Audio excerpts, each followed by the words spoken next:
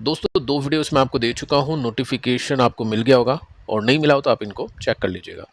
So US market में game पलटता हुआ देखने को मिल रहा है और इसके बेसिस पे जो गिफ्ट निफ्टी है वो भी काफ़ी नेगेटिव हो चुका है और जो क्रूड का प्राइस है वो ऊपर जाना शुरू कर चुका है। एकदम से क्या हो गया उसको चेक करते हैं, काफ़ी सारे न्यूज़ अपडेट्स हैं उसको देखते हैं, उसके बाद में स्टॉक्स भी चेक करते हैं एग्जाम्पल के रूप में। सो यहाँ पे डाउ जोन्स आप देख सकते हैं अभी चलो ठीक है ऊपर है, लेकिन अपना जो हाई है वहाँ से नीचे आ चुका है और अभी भी नीचे आने की कोशिश कर रहा है। हो सकता है ये कुछ टाइम में नेगेटिव आपको मिले। नैस्डैक नेगेटिव है 148 पॉइंट्स के साथ में, और फैंग की बात करें तो फैंग भी आपको 43 पॉइंट्स नीचे ही दिखाई देगा। सो चिप मेकर कंपनी के नंबर्स अच्छा है माइक्रोन के। स्टिल आप देखोगे तो ऊपर से प्रॉफिट टेकिंग चल रही है क्योंकि क्रूड का जो प्राइस है अब आ चुका है प्लस में, जो 1 या मोर देन 1% नीचे था। अभी आप देख सकते हो वो जो गिरावट है उसको भी कवर कर दिया है इसने और 2% ऊपर भी पहुंच चुका है। सो चार्ट हम देखें तो चार्ट आपको इस तरह से देखने को मिलेगा जिसमें यहाँ पे 3 बजे के आसपास दोपहर में बॉटम हिट होता है और उसके बाद में कंटिन्यूसली यहाँ पे बाइंग देखने को मिल रही है। क्या रीज़न है इसके पीछे का? देखो फिलहाल ट्रंप और जो ईरान है उसके ऊपर ज़्यादा फोकस नहीं होके इसराइल के ऊपर फोकस करना पड़ेगा, क्योंकि यही एक रीज़न है जो क्रूड के प्राइसेस को ऊपर कर सकता है और मार्केट को थोड़ा सा डाउन कर सकता है। सो कल तक हमने बातचीत की थी कि इसराइल नहीं रुकेगा अटैक करने से और उसके पीछे के कुछ रीजंस इसराइल ने दिए थे। अभी आप देख सकते हैं जस्ट कुछ टाइम पहले एक न्यूज़ आती हुई देखने को मिलती है जिसमें सिंपली मेंशन कर रखा है कि इसराइल ने कहा है कि हम ट्रूप्स वापस तब बुलाएंगे जब हिजबुल्ला डिसआर्म हो जाएगा, यानी पूरी तरह से टूट जाएगा, तब तक ये नहीं रुकने वाले हैं। और जो अटैक किया था हमास ने उसके बाद से इन्होंने कसम खा ली थी कि जब तक इनको पूरी तरह से मिटा नहीं देते हैं टेररिस्ट को, जो भी इसराइल के दुश्मन है उनको, तब तक दम नहीं लेने वाले हैं। सो ये अपने मिशन के ऊपर कंटिन्यूसली लगे हुए हैं। अब चाहे यूएस बीच में है या फिर कोई और कंट्री बीच में है, इसराइल रुकने वाला नहीं है। सो इसका जो इम्पैक्ट है आपको सीधा सीधा क्रूड के प्राइजेस में भी देखने को मिल रहा है। जैसे आप देख सकते हैं एक और डेटा मैं आपको दे देता हूँ जिसमें अभी जस्ट कुछ टाइम पहले एक न्यूज़ आई है कि पैलेस्टीन ऑक्यूपाइड बैंक जो गाज़ा में है इसके अंदर इजरायली फोर्सेस ने शूट किया और कुछ किलिंग की है, 2-3 लोगों को मारा है। सो ये जैसे न्यूज़ आ रही है वैसे अब ईरान की तरफ से भी कमेंट्री शुरू हो चुकी है कि एमओयू एक्टिव नहीं है, स्ट्रेट ऑफ हॉर्मुज के ऊपर चार्जेस ये वो। सो ठीक है, चार्जेस या टोल या फिर आप बोल सकते हैं फ्रेट, ये सब चीज़ें छोटी मोटी हैं, लेकिन जो बड़ा पॉइंट है वो क्रूड का प्राइस है। वो अच्छी बात है, कम से कम नीचे है। देखो आज जो तेजी बनी है अभी जस्ट वो कुछ कुछ परसेंट की तेजी है, बट एक्चुअली आप देखोगे तो प्री वॉर लेवल के आसपास अभी क्रूड ट्रेड कर रहा है जो कि $75 पर बैरल के आसपास है, विच इज़ वेरी गुड। सो दो चीज़ें आपको यहाँ पे समझनी है। फर्स्ट कि ये सब चीज़ें देखो रुकेगी नहीं। यहाँ पे हम एक बार इसको देख लेते हैं, ये सब चीज़ें रुकेगी नहीं, अभी ये कंटिन्यूसली चलेगी। इसराइल नहीं रुकेगा, ये सालों तक हो सकता है आप न्यूज़ सुने जब तक ट्रंप का कार्यकाल है, 2-3 साल और बचे हुए हैं, आप हो सकता है ये सब चीज़ें सुन पाए। सो मार्केट देखिए प्राइजन करता है, प्राइजन बेसिस पे मार्केट चलता है, वैल्यूएशन के हिसाब से मार्केट चलता है, जितनी भी बुरी न्यूज़ होती है सब वो प्राइजन मार्केट कर लेता है। देखो मेरा जो व्यू है वो ये कहता है कि ऑलमोस्ट सब कुछ प्राइस इन मार्केट के अंदर हो चुका है। इसका मतलब है जितना बुरा होना था हो चुका है, जो डेटा आज है उसके बेसिस पे। सो जो भी इन्वेस्टर्स वेट करें, जैसे मान लो अगर मेरे पास पैसे हो और मैं लमसम पैसे होल्ड कर रहा हूँ, कैश होल्ड कर रहा हूँ और मेरे को ब्रॉडर मार्केट में लगाना है, broader market in the sense कि मेरे पास में म्यूचुअल फंड है जो अभी नीचे चल रहा है, मेरे पास में स्टॉक्स है, मेरा खुद का पोर्टफोलियो जो अभी कंपनीज नीचे चल रही हैं, मैं यस बिना रिजल्ट देखे कुछ कुछ पैसा अभी से लगाना शुरू कर दूंगा, क्योंकि क्रूड का प्राइस ऑलमोस्ट अपने प्री वॉर लेवल पर आ चुका है। कुछ और प्रॉब्लम्स है डेफिनेटली उस पर निपटेंगे। इंडिया धीरे धीरे ग्रो करता है। जब भी आपने देखा रशिया यूक्रेन के अंदर जब जो क्रूड का प्राइस है वो नीचे आया था, तो उसके बाद में कितने साल लगे? काफ़ी साल लग गए इंडियन मार्केट को ऊपर जाने में। क्रूड एकदम से नीचे नहीं आया, लेकिन जो डैमेज होता है वो अगले कुछ क्वार्टर्स में रिकवर होता है।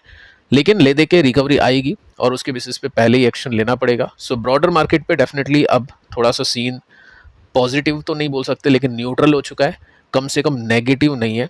सो यस उसके लिए हम देख सकते हैं। बाकी इन्वेस्टर अगर शॉर्ट टर्म बेसिस पे देखना चाहेगा तो उसको तो नंबर्स देखना ही पड़ेगा, उसके बिना तो कुछ पॉसिबल है ही नहीं, और वो अपन देखेंगे क्वार्टर 1 के जब भी रिजल्ट आएगा। अभी कुछ 10-12 दिन बाद आपको रिजल्ट आते हुए कंपनीज के दिखाई देने वाले हैं। सो पाकिस्तान के जो पीएम है इनकी शक्ल आप यहाँ पे देख सकते हैं और काफ़ी बातचीत हो रही थी। कि पाकिस्तान अब बहुत ज़्यादा फेमस हो गया है, पाकिस्तान को बहुत ज़्यादा अब वैल्यू मिलनी शुरू हो जाएगी इंटरनेशनली, काफ़ी पैसा भी मिलेगा, लोन भी मिलेगा, क्योंकि पाकिस्तान एक बहुत बड़ी भूमिका अदा की है इस वॉर को रुकवा के। ठीक है। सो यहाँ पे आप देख सकते हैं ईरान की जो मीडिया है वो खुद कहती है कि हम रिजेक्ट करते हैं पाकिस्तान पीएम के जो भी क्लेम्स हैं कि हमने बहुत सिग्निफिकेंट, बहुत ही बड़ा रोल किया है नेगोशिएशन में। सो ये खुद रिजेक्ट कर चुके हैं, ईरान खुद मना कर दिया कि पाकिस्तान के पीएम ने कुछ नहीं किया, ऐसा कुछ खास नहीं किया है। देखो हमको भी पता है वो सब चीज़ें, लेकिन पाकिस्तान को नहीं पता है। तो ये एक एक हम बोल सकते हैं अपडेट है जिसका अपने मार्केट से कुछ खास लेना देना है नहीं, या फिर हम लेना देना भी बोल सकते हैं। काफ़ी लोग ये सोचते हैं कि इंडिया क्यों नेगोशिएट नहीं कर रहा है, क्यों पाकिस्तान इतना ज़्यादा वैल्यू ले रहा है। तो कोई वैल्यू इसमें मिली नहीं है। ठीक है, आगे चलते हैं। अब इंडिया और यूएस का जो ट्रेड डील है काफ़ी टाइम से पेंडिंग है, आपको पता ही है, और मैं आपको काफ़ी पहले से बता चुका हूँ कि पॉसिबल नहीं है डील होना बहुत ही जल्दी। और बहुत जल्दी क्या, मुझे तो लगता नहीं है कि, देखो डील के अंदर कुछ नेगेटिव हो जाए और फिर डील हो जाए तो बात अलग है, बट इंडिया के लिए सुपर पॉजिटिव डील होना काफ़ी डिफिकल्ट है, क्योंकि उसको लेकर आपको पता ही है टैरिफ नहीं लगेगा, फिर जब डील हो जाएगी तो टैरिफ किस बात का। और ट्रंप मेरे हिसाब से टैरिफ के ऊपर प्ले करेगा, तो जब तक टैरिफ टैरिफ खेलेगा तब तक कोई डील इंडिया से शायद ना हो। सो ऑलमोस्ट हम डेली बेसिस पे देखते हैं कि आज डील कल डील, वेरी क्लोज। यहाँ पे आप देख सकते हैं, यहाँ पे मेंशन कर रखा है, आज भी पीयूष गोयल ने ये कमेंट दिया है, शाम को 4-5 बजे के आसपास का आर्टिकल है, और इसमें आप देख सकते हैं कि बहुत नज़दीक है हम डील करने के। ठीक है, मुझे लगता है पर्सनली कि शायद टाइम लगेगा भी और। सो ये ट्रेड डील को लेकर अपडेट है। उसके बाद में आगे चलते हैं, इंडिया और ईरान। जी हाँ दोस्तों, यहाँ पे थोड़े से संबंध अच्छे हो चुके हैं, आपको शायद पता भी हो तो ईरान ने इनवाइट भी किया है पीएम मोदी को। बाकी फिलहाल आप देख सकते हैं यहाँ पे इंडिया ईरान डिस्कस करे boosting energy ties trade after 7 year old import halt. यानी 7 साल से हम कोई तेल का लेन देन वहाँ से नहीं कर रहे हैं, लेकिन अब यूएस ने रेस्ट्रिक्शंस हटा दिया है तो हम वहाँ से बाय करेंगे। अब देखो यहाँ पे भारत सरकार का रोल मेरे हिसाब से बहुत अच्छा रहा इस पूरी वॉर के अंदर। बहुत ज़्यादा चैलेंजेस थे इंडिया को, लेकिन ठीक किया। और क्रूड के प्राइसेस इंप्रूव होने के या इंक्रीज होने के बाद भी अपने पेट्रोल के दाम वैसे नहीं बढ़े, तो टोटल जो इकोनॉमी है उसको ऐसा कोई बड़ा झटका नहीं लगा। लेकिन बहुत लंबे समय तक क्रूड ऊपर होता तो सरकार भी कुछ नहीं कर पाती, फिर वो तेलों के दाम बढ़ाने पड़ते हैं। बट ठीक है, वो भी है, बट इतना बड़ा बाकी कंट्रीज ने प्राइसेस इंक्रीज किए, इंडिया ने नहीं किए, तो वो एक अच्छी बात है। उस बेसिस पे अपना जो इन्फ्लेशन है थोड़ा कंट्रोल रहा। सो यस, इंडियन गवर्नमेंट सही काम करी उसके बेसिस पे। साथ में सरकार ने एक और अच्छा काम किया है, एफआईज का पैसा लेकर आने की कोशिश की जा रही है। कहाँ पे? बॉन्ड मार्केट के अंदर। देखो इक्विटी में तो न्यूज़ आती रहती हैं, बट पर्सनल व्यू है कि शायद टैक्स कम ना हो, फिर भी न्यूज़ आती है कि टैक्स कम हो सकता है। लेकिन देखो इक्विटी के अलावा बॉन्ड मार्केट भी है जहाँ पे एफआईज निवेश करती है। सो जैसा कि आपको पता ही है कि टैक्स हट गया है, तो उसका इम्पैक्ट आपको इसमें देखने को मिला है। यहाँ पे इम्पैक्ट देख सकते हैं, फॉरेन इन्वेस्टर्स ने 35,000 करोड़ रुपीस इंडियन बॉन्ड्स में इन्वेस्ट किया after government tax exemption move. So अच्छी बात है, इम्पैक्ट इसमें दिख रहा है, और उस वजह से आप पिछले कुछ दिनों से देख पा रहे हैं कि रुपीस स्ट्रांग है डॉलर के कंपैरिजन में। 1-2 दिन शायद एफआईएस ने बाइंग भी किया, आज भी हो सकता है एफआईएस ने शायद बाइंग की है। सो ये भी अच्छी न्यूज़ है। अब देखिए, सब कुछ आपने देखा, जो भी बड़ी अपडेट्स थी मैं आपको क्विकली बता चुका हूँ, और उसके अंदर हमने पॉजिटिव नेगेटिव दोनों अपडेट्स देखी। शॉर्ट टर्म नेगेटिव बोल सकते हैं, but medium term to long term India positive है अभी जो डेटा दिख रहा है उसके बेसिस पे। अब नेगेटिव यहाँ पे 61, क्योंकि ब्रांड का प्राइस इंक्रीज कर चुका है। ये छोटी मोटी गिरावटें मिलेगी और उसके बेसिस में इन्वेस्टिंग की अपॉर्चुनिटीज़ मिलेगी, ये मैं आपको यहाँ पे बता चुका हूँ। अब देखिए दोस्तों, स्टॉक्स पे आते हैं। आपने आईटी कंपनीज को गिरता हुआ देखा है, तो आईटी कंपनीज के चक्कर में 2 कंपनीज है जो पिटे जा रही है। पहली कंपनी है Naukri.com, इन्फो एज, और यहाँ पे 3% के साथ में स्टॉक गिरा। 36 का पी रेशियो इसमें हो चुका है।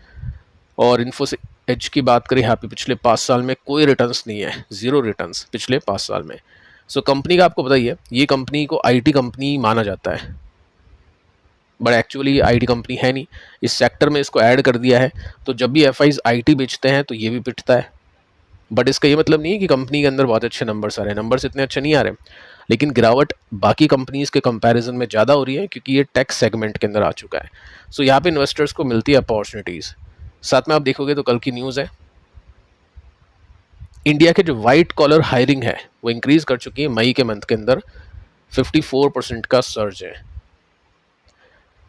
इन्फो एज क्या करता है, वाइट कॉलर जो भी जॉब होती है, जो प्रोफेशनल्स की जॉब होती है, जो कंपनी में काम करते हैं लैपटॉप के ऊपर, इनकी हायरिंग करवाता है और 54% के साथ में सर्ज है। इट मीन्स इन्फो एज की कमाई अच्छी हुई होगी, ये एक पॉइंट है।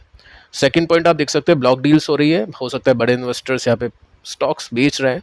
सो शॉर्ट टर्म व्यू तो नेगेटिव ही है, क्योंकि ऐसा कुछ है नहीं, आईटी कंपनीज पिटना भी बंद नहीं होगी। लेकिन हाँ, आईटी कंपनीज के चक्कर में अगर आपको स्टार्टअप के अंदर काफ़ी लोग, जब ऊपर जाएगी कंपनीज, स्टॉक्स ऊपर उड़ेंगे। जैसे आप देख सकते हैं गिरावट तो है, लेकिन जब तेजी आती है तो फिर वो भी वन साइडेड आती है, उसमें 170% भी रिटर्न्स आते हैं। तो वहाँ पे लोग बोलेंगे स्टार्टअप में इन्वेस्ट करना ये, तो स्टार्टअप में इन्वेस्ट तभी करते हैं जब वैल्यू कम हो, जब आपको वैल्यूएशन कम मिले। आपने शार्क टैंक देखा होगा, उसमें क्या होता है कि जो जजेस होते हैं, कंपनी पसंद आ जाती है, बट वो सीधा नहीं बोलते कि कंपनी आपकी अच्छी है, वैल्यूएशन अच्छी है, वो तोड़ते हैं, वो कुछ नेगेटिव बोलते हैं, क्योंकि हर कंपनी के अंदर कुछ नेगेटिव तो होता ही है। और वो नेगेटिव बोलते हैं ताकि वैल्यूएशन कम हो, उनका मार्केट कैप जो उन्होंने डिसाइड किया उसके नीचे मिले उनको, और उसके बाद में डील कर भी लेते हैं। सो वही चीज़ है, आपको स्टार्टअप कंपनीज में या फिर इस तरह की जो भी हाई रिस्क की कंपनीज होती है, टेक कंपनीज में, तभी इन्वेस्ट करना चाहिए जब वो ऊपर से डिस्काउंट के साथ में अवेलेबल हो। देखो पहले भी 57% का डिस्काउंट हमने देखा, उसके बाद में स्टॉक चला, यहाँ पे 46% है। ऑब्वियस है ऐसी कंपनीज आगे ग्रो करती हैं। So for long term investor जो भी सोच रहे हैं कि चलो मेरे पास स्टॉक है या नहीं भी है, मुझे थोड़ा सा खरीद के रखना है फॉर लॉन्ग टर्म, 3 साल 5 साल 10 साल, ऐसे टाइम पर स्टॉक देखे जाते हैं जब स्टॉक बहुत नीचे होते हैं, बिना किसी परमानेंट रीजन के। ठीक है, फॉर शॉर्ट टर्म आपको दिखेगी सब कुछ, ब्रेकआउट्स वगैरह हो सकता है, आज आए कल आए या कुछ और टाइम बाद आए। सो जब वो श्योरिटी मिलेगी तब की बात अलग है। ठीक है, तब उस बेसिस पे देखेंगे। बट हाँ, भी एलोकेशन के हिसाब से देखें तो यस, अच्छा है प्राइस, यहाँ पे आप नोट कर सकते हैं। अभी ब्रेकआउट पेंडिंग है, ये जैसे ब्रेकआउट हो जाएगा उसके बेसिस पे तेजी भी एक्सपेक्ट की जाएगी। सेकंड जो कंपनी, इसका नाम है KPIT टेक। ये भी बिना मतलब के पिट रहा है, क्योंकि आईटी के अंदर इसको भी शामिल कर रखा है, आईटी सर्विसेज के अंदर, बल्कि इसका जो ऑटोमोबाइल है उसके अंदर काम है। एक साल में 43% नीचे, इसकी भी वैल्यूएशन काफ़ी कंफर्टेबल हो चुकी है, 31 का पी का। पर वही बात है, नंबर्स अच्छे नहीं आ रहे। ये मत सोचना कि नंबर्स अच्छे आ रहे हैं, स्टॉक वैसे ही पिट रहा है। नंबर्स क्यूपिड जैसे आ रहे हैं, लेकिन स्टॉक तो रिलैक्स जैसा पिट रहा है, ऐसा नहीं है। इसके नंबर्स अच्छे नहीं आ रहे, वो चीज़ आप इसमें देख सकते हैं। बट देर सवेर जब भी नंबर्स अच्छे आएंगे, तब या तो तब देखेंगे, क्योंकि देखो अभी 840 करोड़ का प्रॉफिट 600 हो चुका है। अब इन्वेस्टर को डर है कि यहाँ पे ये उल्टी गंगा बहना शुरू हो नहीं जाए। ठीक है, तो बेसिकली आपको क्या करना है, देखना है कि नंबर्स कैसे आते हैं। काफ़ी लोग जल्दीबाजी करते हैं, जैसे केन्स के अंदर भी काफ़ी लोगों ने जल्दीबाजी की थी। सो वो भी ऐसा है नहीं यहाँ पे पैटर्न।